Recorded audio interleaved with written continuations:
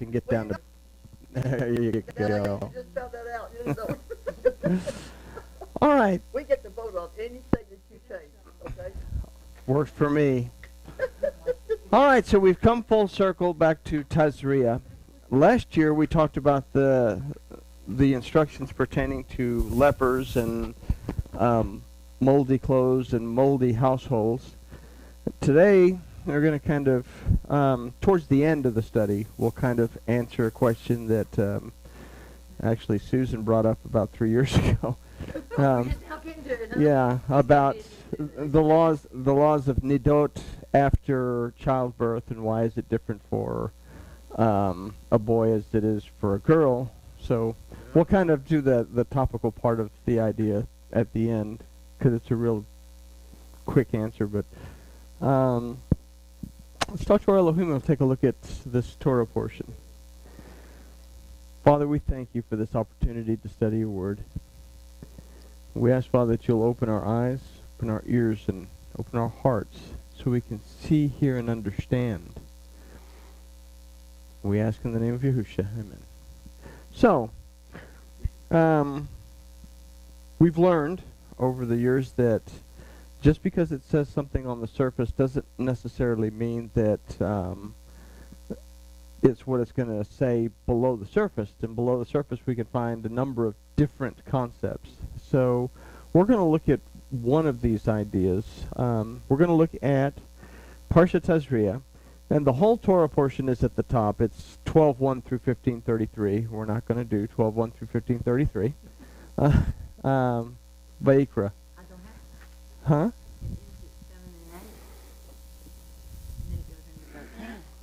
But here's 12. There's 12:1.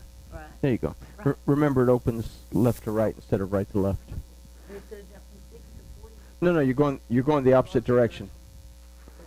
Remember, the Torahs are backwards than regular books. There you go. All right. All right. So, anyway, so what we're going to look at, the verses that we're going to look at, verses 2 through 4, are about giving birth to a male child. And then we'll kind of look at the difference between the male child and the female child towards the end. So verse 2 says, "Speak to the children of Israel, saying, If a woman be delivered and bear a man-child, then she shall be unclean 7 days, as in the days of the impurity of her menstruation shall she be unclean." So let's first consider the phrase, "speak to the children of Israel," to get an idea of whom is being addressed. Now topically, okay, we know that it's the Hebrews that left Egypt, and this is for them from that point of view. But a little deeper in, the title Children of Israel, we've considered from Bnei Yisrael to be a reference to those who recognize that they are restored and established between Elohim prevails in their lives, and because they are aware of when they are wrestling against Elohim. And these are the two focal points in the beginning of the Shema. So this concept plays an important role in what we're going to consider from this idea of a woman bearing a man-child. So we begin by first considering the word used for if. Why does it say if a woman brings forth a man-child? If she's going to have a baby boy, then, it could be when. But I guess they're looking at this as well, it's a 50-50 shot since there were no sonograms back then. Okay. But the word for if is key. That also means when, and is the word that also is used for and means surely or truly. So what we can immediately consider is that what we're going to pull from this verse is surely going to manifest itself at some point in our lives, if not in our daily existence. Remember, it's the Torah. It's the instruction. Do we find instruction inside the little bitty stories that we read as history, or is the history all there is to it? If it's instruction, then it's something that we have to pull out from it for us to understand. So, the next word is Isha, that means woman. Now, we've considered from past studies that woman, Isha, is a representation of the spiritual and mental faculties of the Adam, and the Adam includes both men and women. Remember, the Adam was split into Isha and Isha, and we all have spiritual and mental faculties, but we also have the ability to act in order to affect those spiritual or mental faculties. Okay? So, consider... Then we go on in the phrase, if a woman be delivered. We can consider that a spiritual or a psychological aspect of our existence is going to emerge. Okay? So now it stops being so much a physical aspect of childbirth. Now we're looking at a psycho-spiritual aspect of our existence and something that is going to affect us in one way or another that we need to be aware of. The word used for be delivered is tazria. Tazria is the name of the Torah portion. Comes from the root zera, that means to plant seeds and to be productive. And I'll get a little ahead of myself as well, but keep in mind that zera is also the first time that we see the letter Zion, which is the 7th letter of the alphabet, as the root of a word in the Torah, when the animals are told to be fruitful and multiply. Okay? And it's also within the first commandment given to the Adam that we also be zera. Not necessarily in the idea of bringing forth more people, but an idea of being fruitful and doing something with the lives that we've been given. Okay? So with this, we can consider an idea that the spiritual, psychological side of the Adam is surely to plant seeds that lead to the Adams becoming productive in either a negative or a positive way. And that's what we do.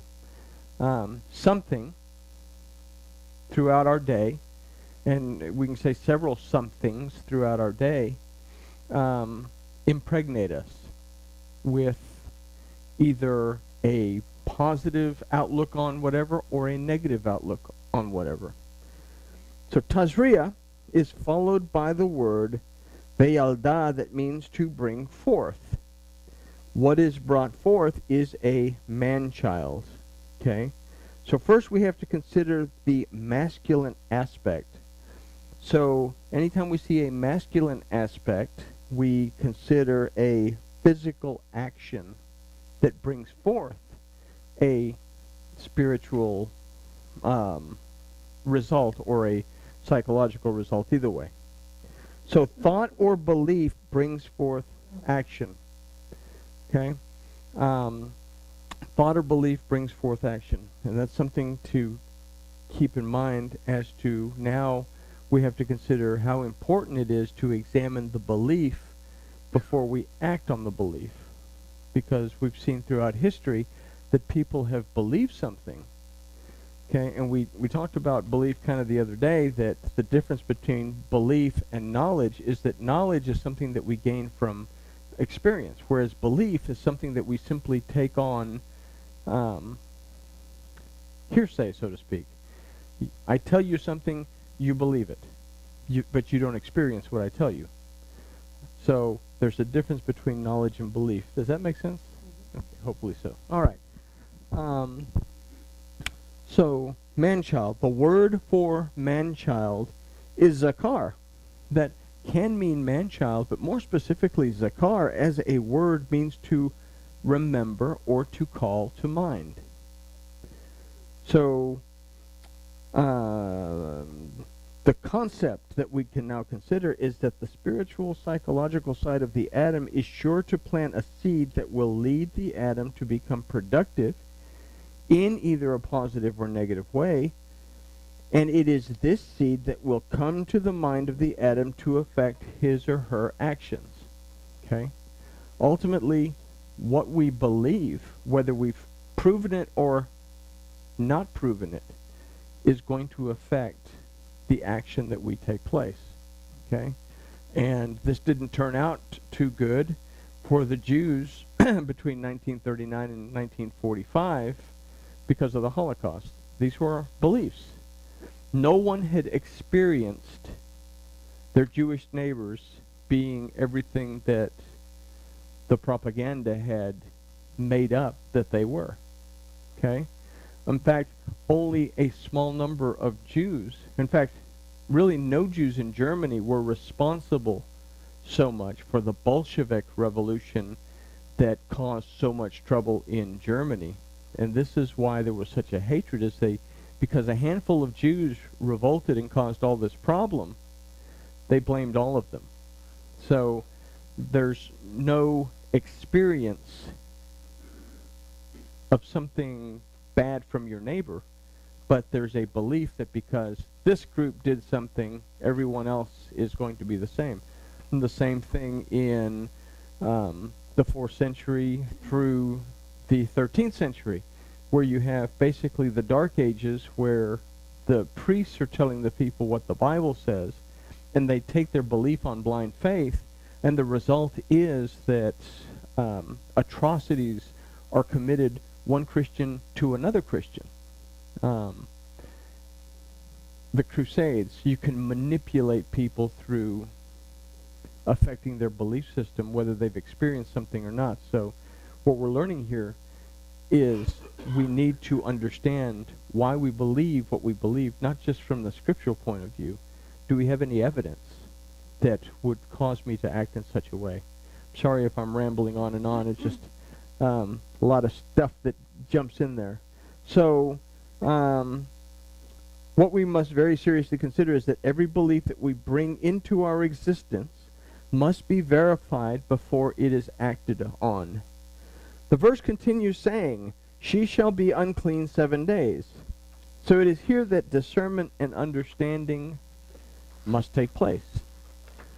The word for unclean is veteme, tame, that comes from the root tame, but this word also means to be polluted. Okay? So when there's smog in the air, our vision is not so clear. When there's water pollution, the water's difficult to see through. Again, this concept. Did the rain kill the people, or did the flood coming up kill the people? Well, the rain was clear when it came down, but it mixed with the water, it becomes muddy, and that's what drowns the people. So a lack of clarity is what causes us harm. But let's also consider that tame means something that lacks ethics, morals, and has a false system of belief, as opposed to saying religion. Religion, as a definition for religion, is simply a system of belief. Because life is not always about religion. Okay? We all have systems of belief that go beyond this whole concept of Elohim, Yahuwah, and what the Torah says. So what we have to consider is that until proven or disproven, every thought or belief is polluted. This brings us to, she shall be unclean for 7 days. 7 days is Shivat Yamim. Now the word Yamim comes from the root Yom, that refers to days, but also refers to a period of time that is not specific. Okay? So more than simply this concept of a day. It can happen at any period of time throughout a day, a week, month, year, whatever. Now the word Shivat means 7, but comes from the root word Shabbat, that means to swear an oath. And from a more primitive perspective, the word Shabbat means to become complete. So there's a similar but unrelated word that is Saba, that means to be satisfied or to become full.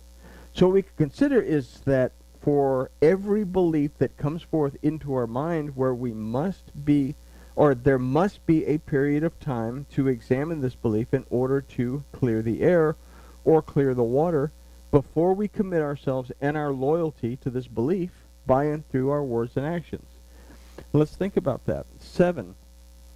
We look at the period of time that Ish and Isha were in the garden, and it doesn't give us a specific period of time within the Torah itself. We go to the book of Jubilees, and it gives us more information that they were in the garden for 7 years. So 7 also comes from the root word Sheba, that means to swear. to make an oath, to make a promise.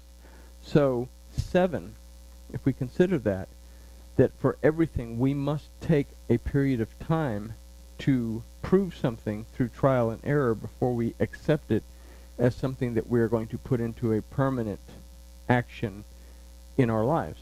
Everybody with me? Okay. Hopefully it's making sense. So we cannot allow ourselves to be satisfied with and filled with a belief that we've not proven to be true or untrue.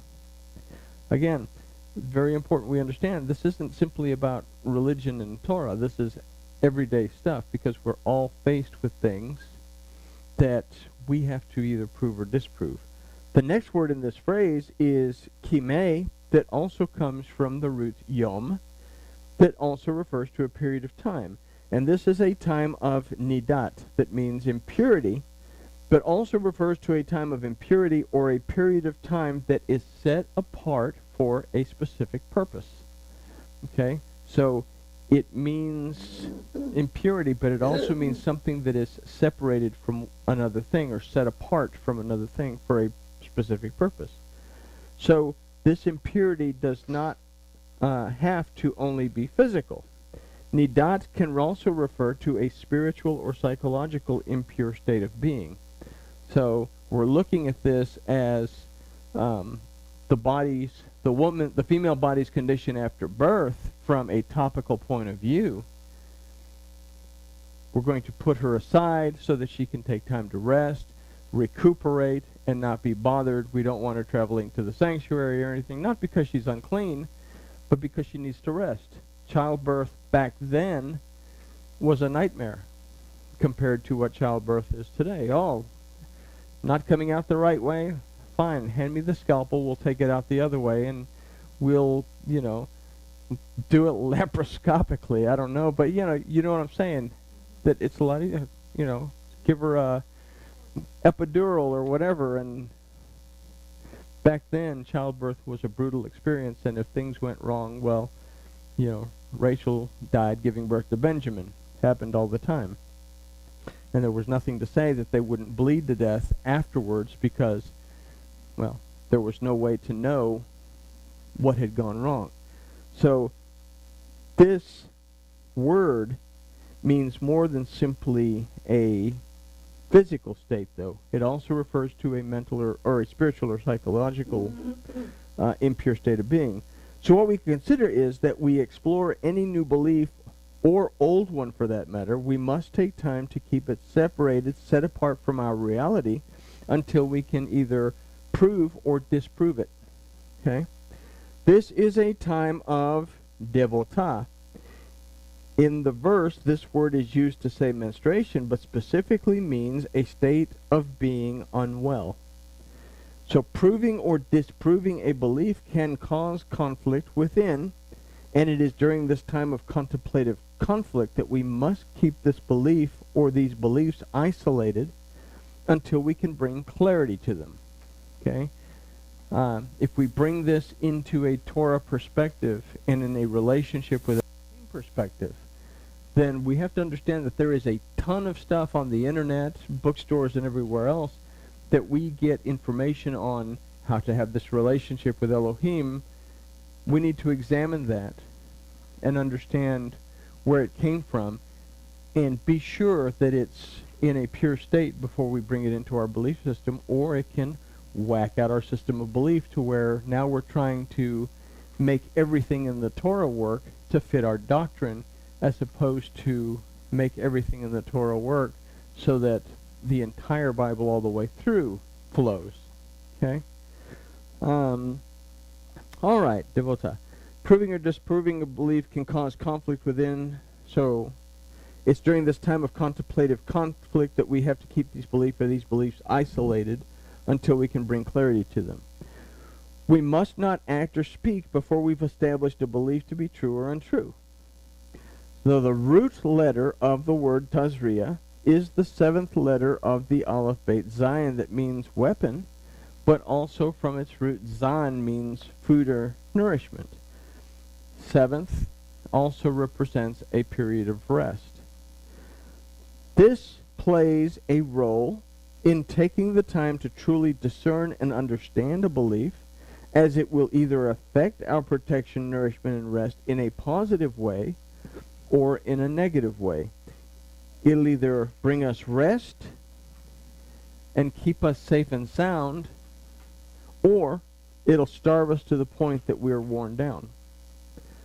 So it is in verse 3 that we have the opportunity for breakthrough or not. And very simply it says, and in the 8th day the flesh of his foreskin shall be circumcised. So we know from history and from modern times that on the 8th day a Jewish male child is taken to the mohel, and the mohel circumcises him, and the mother can be present during this period of time, so she becomes temporarily clean so that she can enter the sanctuary with her child to circumcise. Okay, we'll talk about that a little bit more in a minute. So women in this time, the 8th day, were considered clean and could enter into the sanctuary where their 8-day-old son would be circumcised. Now, the number 8 reminds us that we as the Vav can yoke ourselves to the Zion, and being in a covenant relationship with our Elohim can receive protection, nourishment, and rest by and through his word. Okay? So the letter in which the Zion and the Vav are yoked together is the letter Het, which is the 8th letter of the alphabet. But it also means to hide, means a wall. It means chatat, to stray off course going from one water well to another water well. So we look at this, we can receive protection and nourishment and rest by and through his word, or we can hide ourselves away and allow a wall built by our straying away from our Elohim to separate us from him. So, does having a relationship with Yahuwah Elohim affect how my workday goes at work? Because after all, work is totally unrelated to all that Bible stuff. I can hear bells. Does Yahuwah Elohim only exist for a couple of hours a week, or is he ever present with us? So here is where we have to keep this in mind, that we can separate ourselves from our Elohim by not yoking ourselves to him. This 8th day is a time where we must keep in mind that every belief that we encounter will either draw us closer to Yahuwah, our Elohim, or will push us away. We can either be in a covenant relationship with our Elohim, or we can be wandering in the wilderness trying to figure out where the next watering hole is because we didn't bother to pay attention to what his word says, follow the instructions, and we've missed every landmark between the two watering holes. So, let's consider all of that in light of verse 4. And she shall continue in the blood of purification 33 days. She shall touch no hallowed thing, nor come into the sanctuary until the days of her purification be fulfilled. So our state of impurity exists even when we're seeking to improve our relationship with our Elohim. We are in a constant state of learning and guidance. 30, the Lamed. And this state of learning and guidance is affected by 3, the Gimel, which is our pride, which can either destabilize our existence and our relationship with our Elohim, or if it's a healthy pride, bring stability to our existence and our relationship with our Elohim. So there's kind of an underlying idea, and it goes deeper than that as well, but this is kind of a mid, I guess maybe not even a midway, just barely beneath the surface look at concepts that we can pull out of this based on the Hebrew wording of these. Now, the question that was asked 3 years ago is, why does the